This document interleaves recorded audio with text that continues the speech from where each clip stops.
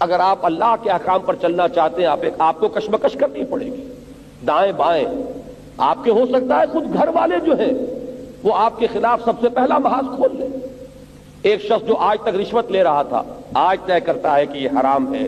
اے اللہ میں توبہ کرتا ہوں، معاف فرما دے اب تک جو کچھ میں نے اس سلسلے میں کیا ہے، آئندہ کے لیے عزم مصمم کرتا ہوں کہ نہیں لوں گا۔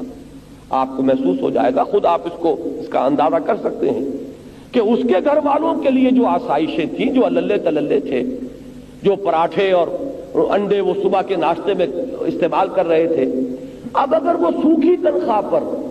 سوکھی روٹی بھی فراہم کر سکے اپنے گھر والوں کو تو بڑی بات ہوگی۔ ظاہر بات ہے کہ پہلی چوٹ جس پر پڑے گی وہ اس کے اپنے اہل و عیال ہیں، اور سب سے پہلی بغاوت جو ہوگی وہ اپنے گھر سے ہوگی۔ اسی لیے سورہ تغابن میں فرمایا گیا، اے ایمان والو تمہاری بیویوں اور تمہارے اہل و عیال میں سے تمہارے دشمن ہیں، ان سے بچ کر رہو۔